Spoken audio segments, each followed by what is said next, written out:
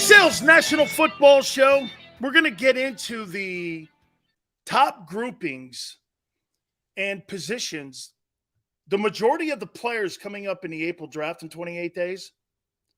What's the best grouping? I mean by like tight ends, corners, safeties, offensive line, that kind of stuff. We're going to get to that here in a minute.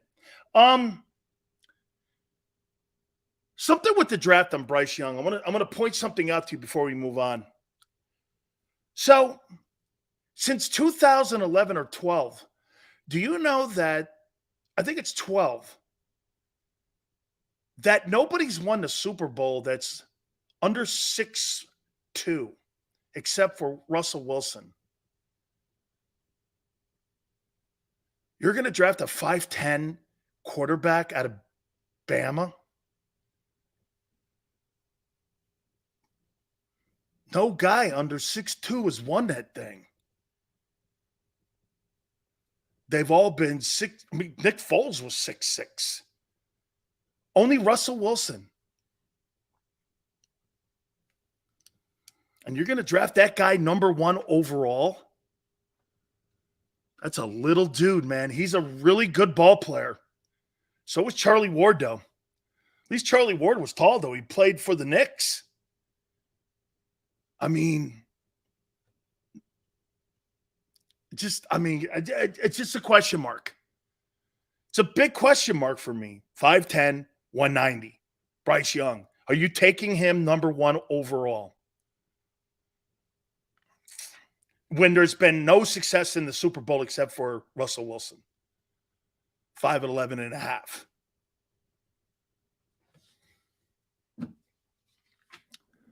Anton did a mock draft yesterday. Best available Eagles take Robinson at 10. And the kid from Pitt at 30. TCU guard Steve Avaya is the best player available at 62. Very similar to Sayamalo. I like your thinking, Anton. A lot. Okay? A lot. I like that thinking. I'm going to get to that here in a minute. I got one more thing about the Eagle offense. Let me ask you this. How much different do you think the Eagle offense is going to be in approach? You know, nuance changes in the running back and right guard. And still probably need a number 3. How much change do you think we'll see in the offense this coming year? You think it'll be status quo from what they did a year ago? You think it'll be status quo? Pretty much the same.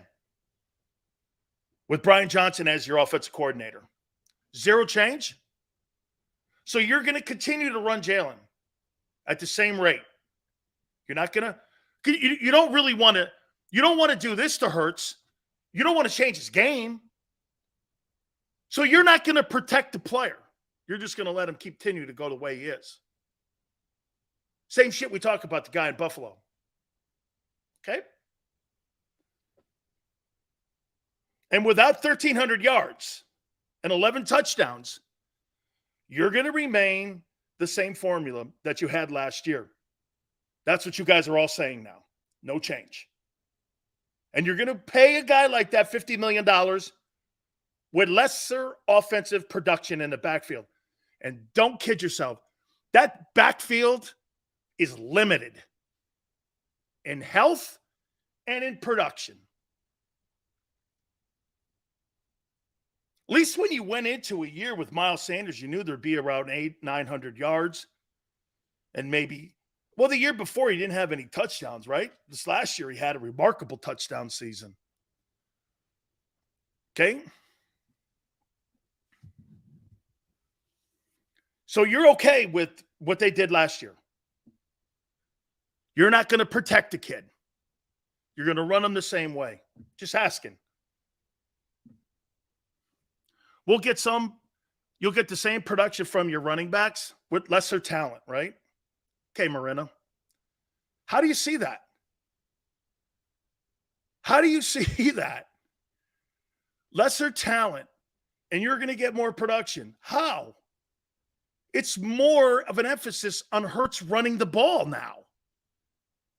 Jalen Hurts is your best running back in the backfield. Last year, it was Miles Sanders. This year, it's not true. Hurts was second. But these guys are going to pick up for the production that those two guys did a year ago. Interesting. More throwing, John says. Okay. More throwing. So you think you're going to, wait a minute, whoa. So you think there's going to be more of an emphasis on throwing the ball? That leads to 3 and outs. No. You can't afford 3 and outs with that defense. You can't afford 3 and outs. You got to run the ball, my friends. More throwing? That's not a good remedy for a very new defense. No. Jalen's improvement in the pocket will make up. So more 3 and outs this year than a year ago instead of 14 play drives, which they'll need a lot of this year.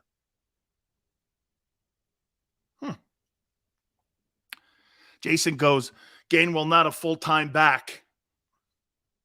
Well, he'll have to be. Gainwell will get 1,000 yards again in the land of unknown. Brian says, yes, we have to run the ball more. Move the chains, 12 to 13 play drives. Well, that's not throwing the ball. Okay? Sanders won't break 1,000 yards in Carolina. Well, when you have 3 linemen making $15 million in Philadelphia, that's a given. That's a given. You got the highest paid O-line in the league. Better be good. Nobody puts the resources in their O-line like the Eagles do. It's funny. Everyone goes, well, the Eagles have the best O-line. Well, you better. There's $50 million worth of money in it. Just in 3 guys. You better have the best unit.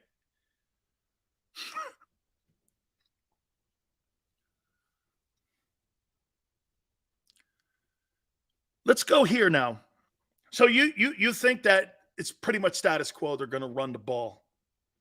They're going to have to run the ball. You start having 3 and outs. You put that defense in a bind, especially early in the season, with all the new faces. Remedy for disaster and a slow start. Eagle offense is going to have to do what the Patriots used to do when they lost people. You know what that was? Have the offense carry the defense until it matured. Look at even last year. Reddick was not that much of an impact in the first half of the season. Second half, he was a beast. That defense is going to be a green apple. It's going to be a green apple. Probably until November. Same offense. Okay. You have the best run blocking offense. Well, then why get away from that and throw the ball? Those 2 guys got 1,000 yards off of what you guys did because of the ability to run the ball. You guys were that. If you don't have the ability to run the ball, Tom Brady can't carry you. Ask the Bucs. You can't run the ball. You can't throw the ball. It's not this. Let's throw the ball and without a running game. Doesn't work like that in the NFL. Play action's key to this whole thing. Short yardage. You know what the Eagles were really great at last year? 3rd and 1. 3rd and 2. Breed says draft the OT from Northwestern. Put him at guard. You know, that's what some people are already saying. Let me get over to the groupings here. And I'm going to go from the worst to first here. Now, there's 11 of them. Now, these are the player groupings that are going to be in the April draft in 28 days. Receivers, O-line, defensive tackles, quarterbacks. What do you think is the worst group? And I want you to apply this to the needs of the Eagles. Okay? Think about what the Eagle needs are. I'm going to go from 11 up. What do you think is the worst group of players going into the April draft? JB, nailed it. Safeties. It's one of the worst group of players at safety outside of the kid Branch that has been going into the draft in 15 years. It's the worst group of players, safeties. It's the worst safety group heading to the draft in 15 years. So the chances of you finding a player in the draft at safety is very slim unless you're drafting this kid, Brian Branch. It's Branch and that's it. The rest of them, not very good. Limited. Very limited in skill. Hence, this is why CJ is probably bitching because people don't pay big premium prices. Everyone learned what happened after the Jamal Adams disaster. All those draft choices at $20 million. Seattle got murdered on that. Eagle goes, we asked the question about will the offense change? You're not going to see a big change, but they should change a double tight end set because Jalen doesn't use 3 wideouts. I think they'll probably play around with that a little bit. What do you think is the second worst group of players heading into the draft? Second worst group of players. Another group not very good. I've watched a ton of film on this. And I found one guy that's in this group of players. Neil, Brian, Callie, you're right. Outside of this Jack Campbell kid, and I'm a fan, there's nothing in there. Aren't linebackers and safeties the 2 positions that the Eagles need to get into the draft and find some players? So you're heading into the draft with needs at linebacker and safety, and it's the 2 worst groups of players going into the April draft. Whew. Free agency, Howie's going to have to make a trade somewhere. Howie's going to have to try to make a trade. Linebackers and safeties are the 2 worst groups in the draft. I take 5 GMs that I talk to all the time. We've had them on the program. You could probably figure it out. And a couple head coaches. Okay? I can't exactly tell you who. You guys know who they are. They've been on. Some team executives. I take all these guys and I take my friends at Bledsoe and they give me this list. And then I do my homework and they go, you tell me if you see anything different. The 9th worst group of players heading into the April draft in 28 days is what?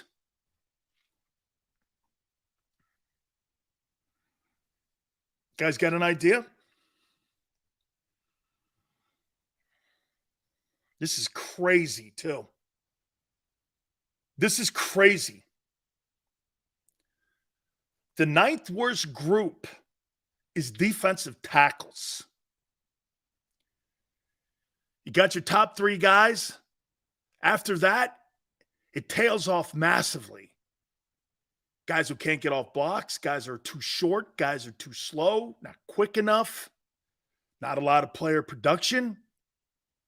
The defensive tackles are not very deep. So wait a minute, let me get this right here. Safeties, the worst. Linebackers, the second worst. The 3rd worst group of players are defensive tackles. These are all needs the Eagles need to have.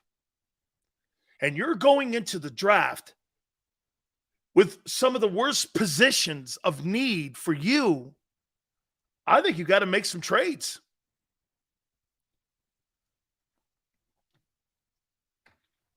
Eagles signed Street Saints 1 year.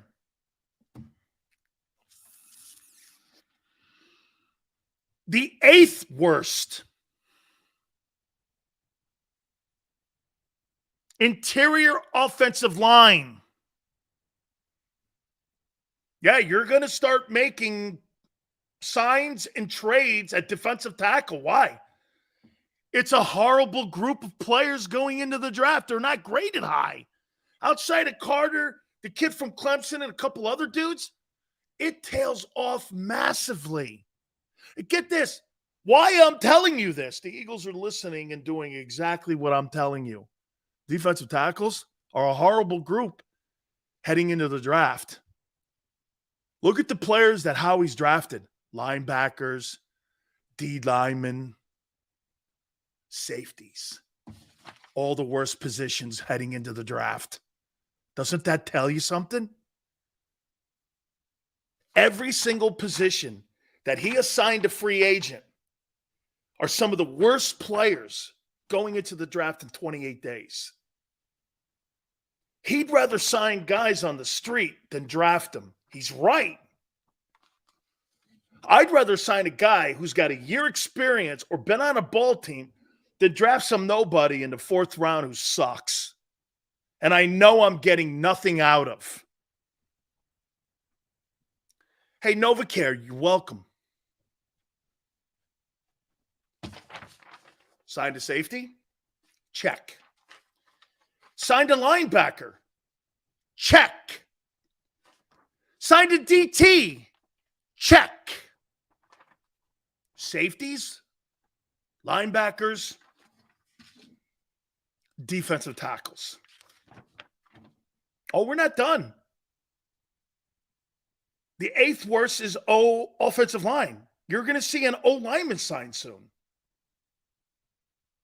You're going to see some free agent O-linemen signed. Interior. Tackles look to be pretty decent. The 7th worst group of players heading into the draft in 28 days. Running backs. That's why you signed Penny. So, every single position that I have named, I didn't rank them to that. I didn't rank them to the Eagles signing. The Eagles signed a safety, a linebacker, a DT, a running back. All positions that don't have a lot of depth in the draft. Howie's pretty smart here. I'd rather go down. Hey, watch this. I'd rather go down this road too. I'd rather go down this road, especially if you're seeing a lot of weakness in some of these groups running back. I mean, look, the kid from Bama and Bijan Robinson and one other guy. The rest of them are not very good. And you know what that means? And by the way, you may find a guy, turns out to be a great player. It happens. We see it all the time. It happens. Terrell Davis is a great example of that. Okay? Chris Carson, who was up in Seattle before he got injured. That was another great example of that. Dan, you start at DT school to help these players. Never thought of that. Coach some of the best players on the planet with your guy and recruited them. Jerome and I recruited Cortez Kennedy. I've posted my Hall of Fame invitation. Watch his speech one day. Tell me what you think of it. God rest his soul. I always tell him you're welcome. The 6th best group in the upcoming NFL draft. Tight ends. I think there's more of a run on these positions now because you know why? The tight end is becoming so important in these offenses how you move the chains. Think about the great teams in the league right now. Kansas City has, dude, they'd rather get rid of Tyreek Hill than Travis Kelce. The Eagles have a budding star. Baltimore has a star. San Francisco has a star. Everybody's looking for these. I think Gronkowski and players like that, the kid from Cal, all those dudes, man, Tony Gonzalez, I think they changed the game. I think that tight end, and I've made this point to you, if Aaron Hernandez had not been a murderer, I don't think anybody would have ever stopped Gronkowski and Aaron Hernandez in that double set tight end. I don't think anybody would have ever stopped it. Nobody was stopping it. That thing was undefensible. Brady, Gronk, and the murderer were unstoppable. That was some offense. Shockey, too, the kid from Miami.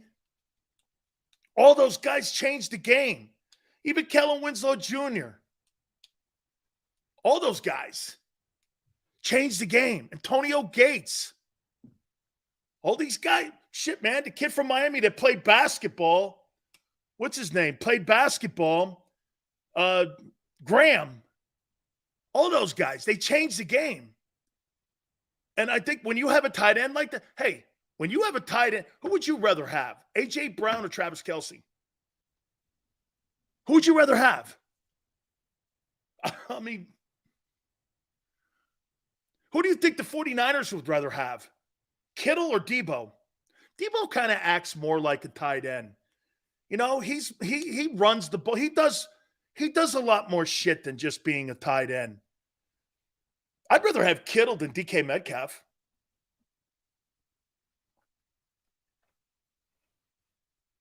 Should we keep it going and draft Darnell Washington high as a pick? Izzy, thank you. Let me get to the rest of these positions here. The fifth best group heading into the April draft are wide receivers. This position has become something that I think has started to change at the high school level. When kids were growing up and you wanted to be an offensive star, what were the two positions you wanted to be? Quarterback and running back. Well, players today know that they're going to get paid more money and take less abuse being wideouts. So all the talent has shifted from the high school level to the wide receiver position. I used to think that was just a Christmas ball on the tree. Now, I think it's part of making the cake. Everyone wants to be a wideout now. Think about it. If you're a running back, used to be back in the day, 25 carries, you took a beating, you turned out like Ezekiel Elliott or Todd Gurley. Now, you can play 20 years, not get hit, get paid more, and be a diva, and be a social media dude. Tone just said Eagles have signed former Saints DT, Contavious Street, per sources. Street racked up 6 sacks for the Saints last season on 518 snaps he played. Street now joins safety Justin Evans as the second free agent this season to go from New Orleans to Philadelphia. Remember what I said? As we're going over this list, I didn't even know that they were going to do this. They signed a defensive tackle because the position is not deep in the draft. Unless they draft a guy in the first round and Carter falls down there, they're not taking a DT in this draft. They may take one later, but why? The group's not good. I ranked them from worst to first. We haven't even got up the list yet. Safeties, linebackers, DTs, interior lines, guards and centers, running backs. At 6 is tight ends. 5 is wide receivers. Howie is doing the right thing here. You're signing guys on very limited income, very limited money, and you're looking for at least production. And I'm going to give him the benefit of these guys. You know why? He's been very good at this. He's not been good at drafting these guys. These are replacements. for your defense, these one-year guys. And he's right. That's unbelievable that I'm telling you this as we're doing. Safety, he signed one. Linebacker, he signed one. DT, he signed one. Running back, he signed one. Those are four of the worst position groups going into the draft. I'd rather do what he's doing. I'd rather do what he's doing. I'd rather get a productive guy versus a guy that the group's not with a high ranking. I'll take that. He was the Saints' second most consistent interior D lineman as a pass rusher and produced 19 pressures, 6 sacks. He did get moved around in the run defense, but that's okay. So did Javon Hargrave. Dude, you know what's funny here? I'm going to read this one more time to you. And tell me if this fits. We'll finish this up here. Watch this. Watch this, Tone. The Eagles have signed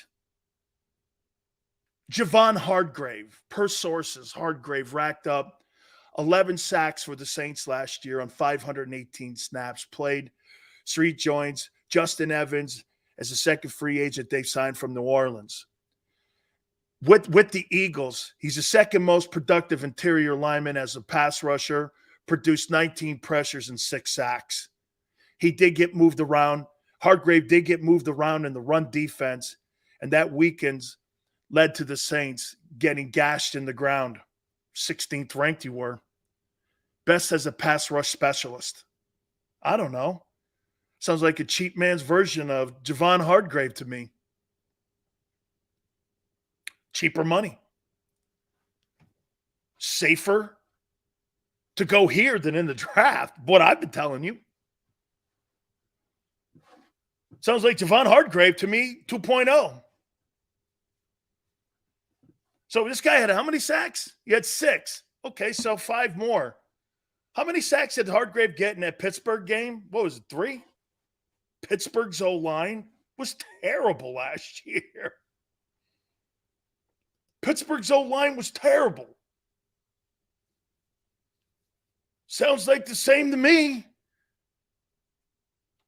Just cheaper. Right? Javon Hargrave is not a run-stopping guy by any stretch of the imagination. Javon Hargrave was more of a run specialist or a pass-rushing specialist. Look, he's adequate in stopping the run. He's adequate. Okay, but this is all brilliant moves by Howie. Look at this. You know what? Again, he's doing – you know what I got to give Howie Roseman credit for? He's going away from his weaknesses, drafting defense. This is pretty smart shit here, man. As we're doing our show, he's pretty smart. Give him it. Yes, sir. He can't draft a safety. He signs one. He can't draft a linebacker. He signs one. Needs a running back. It's not a very strong group. I don't want to waste the first or 30th pick or a second rounder. He signs one. And you know what we said the other day, Tone? You sign all these free agents, you're hoping 5 hit. Last year, when everyone hit, everyone got paid. That's right, Neil. Can't find them, buy them. Especially if they're economically sound.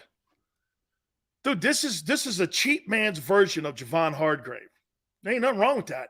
Because, again, I'm not spending $20 million on Javon Hargrave. That is not happening for a one-dimensional player. He does not have the impact that guy in Los Angeles has. And I'm talking Aaron Donald. And you're talking a couple $1 million off of what he's making? No effing way. No way am I paying. You know what? I'll tell you this. I'm not even paying him $15 million. Sills, that's the market. Yeah, well, guess what? What Tone said the other day is DT an impact position? If it's Aaron Donald, it is. Well, he ain't it. And by the way, it's a one-year thing where how do you know, man? He goes to San Francisco and has 3 tackles and he's hurt. I don't know. That's a lot of money to put out there like that. So, in my opinion, this is a heck of a sign. This is a heck of a sign. It's a sign because, why is it a heck of a sign? Well, the defensive tackle position sucks in the draft. And if I can't find Carter, okay, I'm good. I'll create depth. Boy, this puts more pressure on your guy, though, man. Your guy. Dude, this is pretty interesting. I love how he works. I'm figuring him out. He's looking at how shitty some of these groups – and look what he's doing. He's doing it before the draft. Hey, man, it's not a very good linebacking core. Now, I'm not saying he won't draft one of these guys, but he's going to take a gamble. How he's going to go like this. Sign a free agent linebacker, draft a free agent linebacker late. Draft a safety, sign a safety. And you're going to hope you hit on one. So what you're basically doing right here is you're creating more equity as your own personal draft. DTs. We signed this kid. This kid that they just signed might actually be better than anything that's in the draft, say after round 3.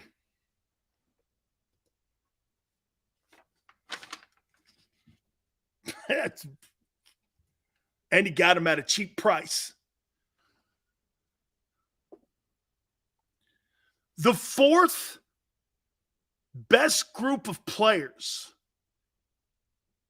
heading into the draft in April in 28 days, what do you think is what?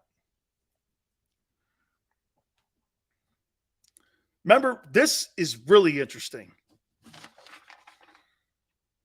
Safeties were the worst. Linebackers, second worst. DTs, third worst. Interior O-line, guards and centers. Running backs. Tight ends, starting to get to a good group here. Wide receivers is a good group. What do you think is the 4th best group of players heading into the draft?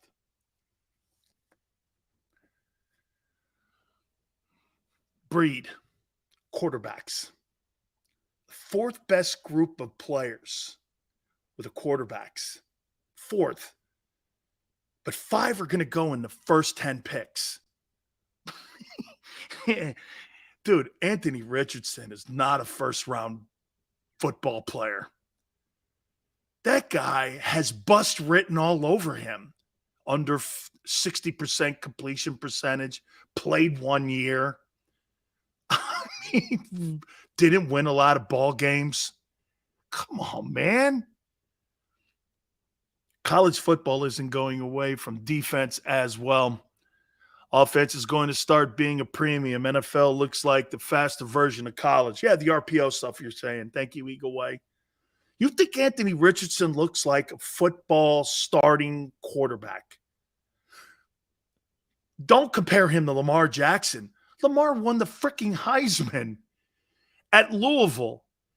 When you watched him play in college, you were like, shit, this guy's good, man. When I watch Anthony Richardson play, you know what I was watching? The college version of Kaepernick. Now, whatever you think, I think Kaepernick was good, but I would never have taken Colin Kaepernick in the first round. The 4th pick. He was decent at Nevada. I saw him at Nevada. He played for a guy named Coach Alt. And he was good. But, I mean, first round good? No way. No way. I think it's Chris Alt he played for. Come on, man. And this kid from Kentucky, you think he's the 3rd pick? The quarterback groupings, they're the 4th rated group of football players heading into the draft. And the 5 of them guys, 4 of those guys will probably go in the top 10. Okay, sure, I guess. Dude, and like I said, especially with Bryce Young. Bryce Young will be the shortest player to ever take a team to a Super Bowl and win it if he ever does. Ever. Like ever. Right now, I think the shortest guy ever to win a Super Bowl is Russell Wilson, 5'11". Since 2012, there's been one dude under 6 feet do it. It was Wilson. The rest of them, all 6'2", 6'5", 6'4", 6'6". But this little guy here is going to break the mold. What's that thing? What Hillary say? Glass ceilings. Glass ceilings. Are you kidding me? Are you kidding me, Fly? Zach Wilson chased taller MILFs than he did chase taller D linemen. Sorry, I had to do it. Sorry. Sorry, man.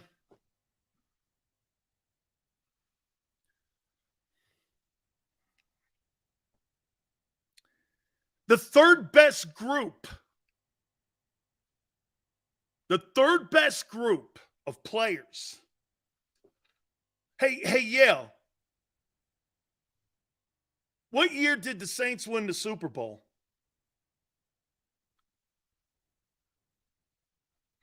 This guy in Jiminy Cricket will be the first. Joseph. Joseph's new nickname for Bryce Young is Jiminy the Cricket.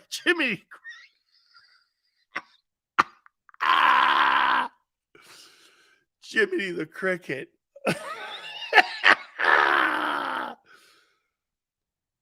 Okay, so I said 2012. I was just checking. I didn't think they won the Super Bowl. And Jiminy Cricket. Hey, who did the Texans take in the first round? Jimmy Cricket. Isn't that Pinocchio's boy? Hey, at least he's Italian. Jiminy Cricket must be Italian, or he likes Italians at least. He likes Pinocchio. Hey, sometimes the general manager acts like Pinocchio, but we're good. Yeah. Jiminy Cricket. Marie says, Sills, what do you think about Testaverde getting drafted first overall? Was he worth the pick? He won nothing in the pros. Vinny, man. Hey, Maurice, Vinny was the best prospect, and he was exactly like Trevor Lawrence. 500-pound squatter. He's 6'5", could throw the ball 100 yards. But he used to like drift back into his drop up. And he was here. I'm going to say it to you, Maurice. Testaverde didn't process the information like the greats. Okay? Jalen Hurts, he processes the information quickly in that RPO. You have to. And you have to make split decisions. And you can maybe decipher what I'm saying. I think Jalen Hurts is brilliant. I don't think Vinny could process the information quick enough. He had all the intangibles to be a spectacular prospect and player.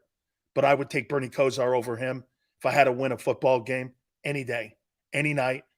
I don't care when it is. In a parking lot, on a roof of a building. Kosar's winning that game.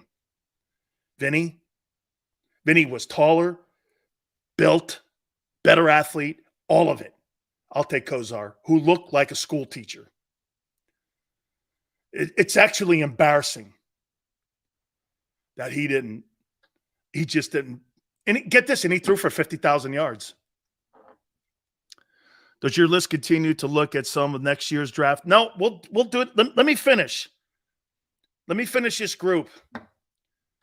I think Testaverde Vinny threw for 50,000 yards. Threw for 50,000 yards. Played 25 years. 1-0. You know, I think Testaverde, until Lamar broke the record, I think he had the record for the most touchdown passes in Ravens history. He had shitty coaching in both. He had shitty coaching in Tampa. He surely did.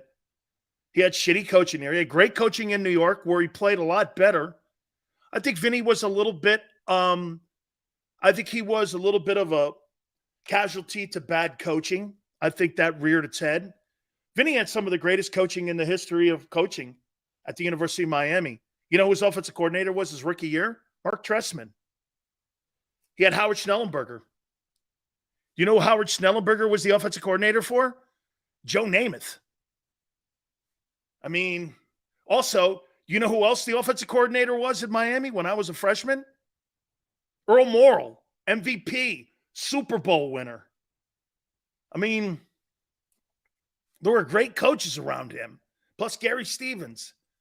Then he goes to the Bucs and he gets shitty coaching. So he was a product, a little bit of that too. Vinny was way better with Parcells in New York. And there's always that around him.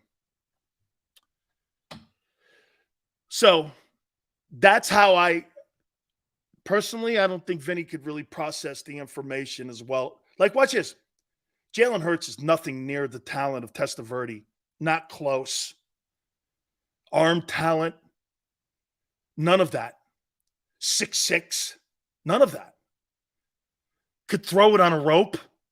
None of that. However, Jalen's smarter.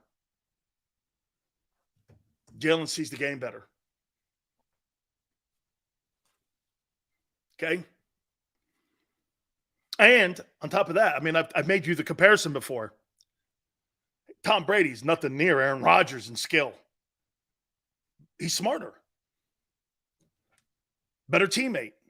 Sees the game in the locker room better. Jalen has all that. Okay? So, I mean, all of that is a product of when you're looking at developing a quarterback. Very tough to do.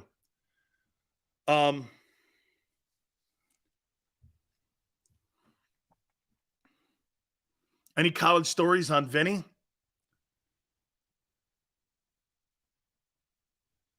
Oh, one of the cool ones was with Jerome. Hey, one of the cool ones. I'll finish this up here. One of the cool ones was Testaverde was at the Downtown Athletic Club. And I believe, if I'm not mistaken, it was President Reagan. So I'm sitting at my house in Stanford. My aunt's watching this, and she knows this. I open the front door. There's Jerome Brown, Alonzo Highsmith, Daryl Fullington, and Selwyn Brown.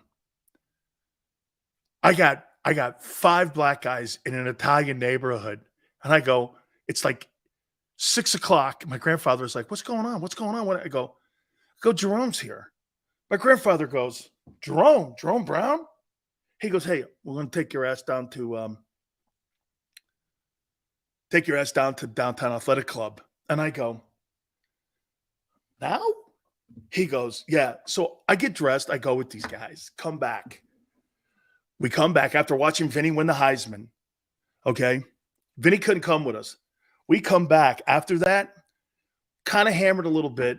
Jerome Brown sat there with my grandfather and drank Ballantine beer until 3:30 in the morning and ate every single damn Italian meatball. Alonzo's there. Everyone's there. We sat there. My grandfather, you got to understand something. My grandfather wasn't around a lot of black guys in his life. He looked at me. He goes, is this like your locker room? I go, yes. He goes, those are great guys. I go, what'd you think they were? Not. He goes, broke his heart when Jerome died. Oh, it was like an epiphany for my Italian folks. It's just like, because when you're not in an environment like that, my grandfather got a taste of being in a locker room. And all of a sudden, he's like, wow, these guys are great. I go, what'd you think they were? Not great. He's like, this is what you got. I go, it's fun to go and work out and be a Miami Hurricane when you got a guy like that and Alonzo and Jerome. Those guys make life fun. They make life awesome.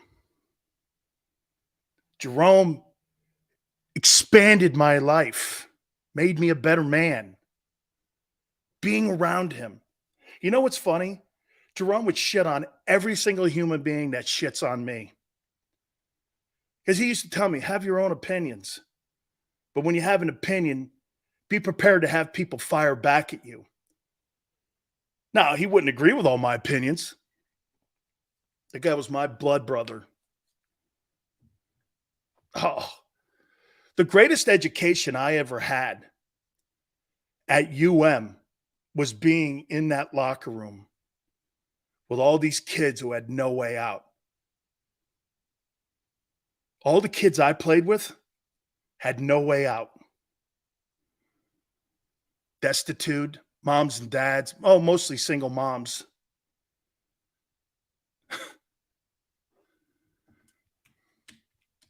I could talk to you even more, but I can't really because someone have an ass over some. You know what? Hey, you know why Charlie Strong never got the Gator head coaching job?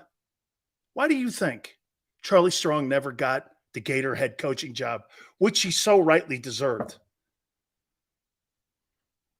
Why do you think? You know what the Gator alumni said? You're not going to have a black coach with a white wife walk into a single mom's house and recruit that to go to Florida. Had nothing to do with the character of the man, who I love. Had everything to do with perception. You can't say that on talk shows. That's why he never got the Gator job. He was there 2 stints. He should have got the head coaching job there at Florida. That's why they ran his ass out of Texas quick. Charlie Strong never got a true chance to be and turn that program around. Like Ty Willingham at Notre Dame. He never got – they ran him out of there quick. Enough with that, though, because I don't want to get anybody's panties in a bind. Hey, trust me, life is nothing like our locker room. And I got in trouble because I talk sometimes like when I lived in my locker room with my teammates and my friends and my brothers. And most people in society can't handle it. That's how we talked. Damn, SIleo, you ain't white. White guys don't run that fast. That's Jerome. Goes, man, no Italian. Dude, you got to be Italian and you got to have some brother in you. Nobody runs a 4.8 at 290. I'm going, dude, shut up. Yeah, man. Great days, great times, wonderful memories. Memories that will last forever. People in Philly think they know Jerome. Only what you read. Only what you read. That's why when Jimmy came on here and said, SIleo, you were on the edge. Well, the guy I played next to was more on the edge. Taking me to a Klan rally to break it up? Me. Taking me to a Klan. What are we doing here? You know I work for a racist. You know Hugh Culverhouse is a racist. Oh. Jerome goes right over to the Klan guy. Whatever you call them dudes. I'm from New York. I never saw one of them Southern flags. I only saw them in newspapers and like history books. I never saw any of those shit before until I got down there. And then I saw roads that said Redneck Ridge. And I'm like, what's that? Redneck Ridge? You never auctioned that. Okay, you're right. I got called on it. I got a bunch of them too. We're gonna have to auction them hats off and give them to a charity in Philly. We're gonna have to do that. Yeah, Anthony. I only saw him I only saw him in like history books. Anthony, funny, Mississippi State recruited me, and back in the day, they used to have that Confederate flag when they came out of the tunnel. My grandfather looked at me and went like this. Really? I go, not happening. Not happening. I'm not following a flag like that out of a tunnel. Hey, dude, seriously, you want to know why Mississippi State didn't get a lot of kids from the North? Hey, man, they used to have this giant Confederate flag when they came out of the tunnel. And I saw this and I went, not happening. Yeah. Oh, man, not happening. Funny shit. Sills, was it possible that without your Miami brothers playing beside you in the NFL, that your difficult times were compounded without their friendships?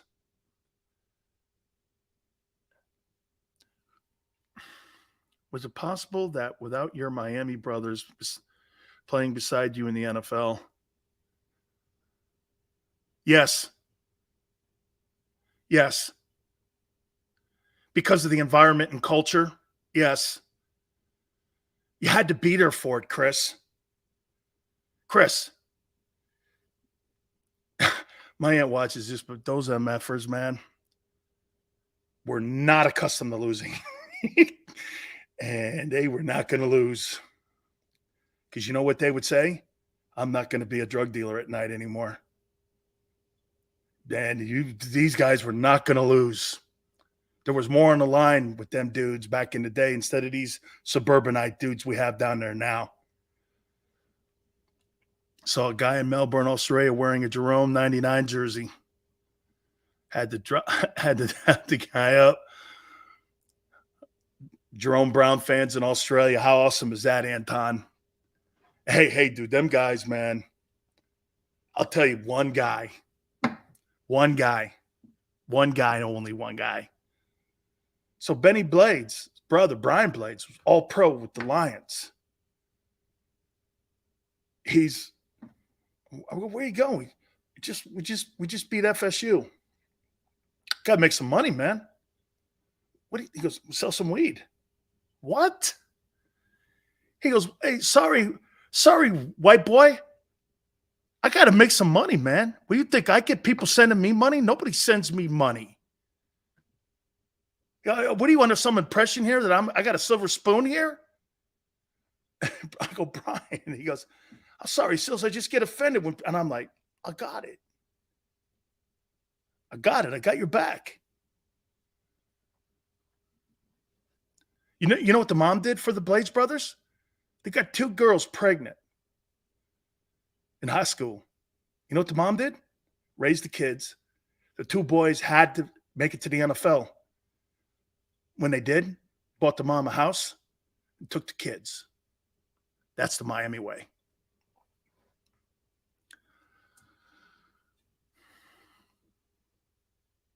We think Charlie Strong in Louisville because he helped turn the program around. He beat the Gators. Oh, that must have tasted so good for him, man. Charlie's good people. Charlie Strong is good people. Charlie Strong is good people, man.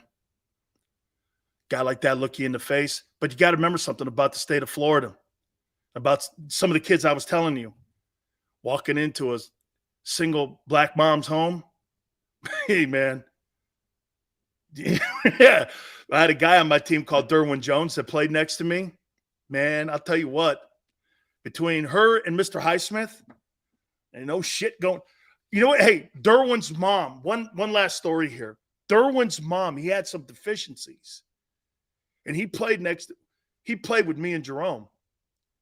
God rest Derwin's. We called him the Big Cat. Oh, some of you out there probably take that wrong, but that was his nickname. And all of a sudden, Jerome goes like this. Hey, Derwin, is that your mom? I start laughing because she's like, I can't think of that movie. I think it's the movie with the UTEP players when, what's his name, won a national championship at Texas Western. And that guy's mom's walking down the hall. I go, Derwin, is that your mom? And Derwin's mom is walking down. She's walking the middle of the field. And I go, Derwin, I think that's your mother. Because she goes right up to Jimmy. She's got papers like this. And she's going, he's got 3 deficiencies. He's not playing versus Oklahoma this weekend unless he gets this shit up. He's not going to be the only dumbass in our family. Do you want to? And Jerome starts, I go like, this is the middle of our practice warm-ups. And I'm going, holy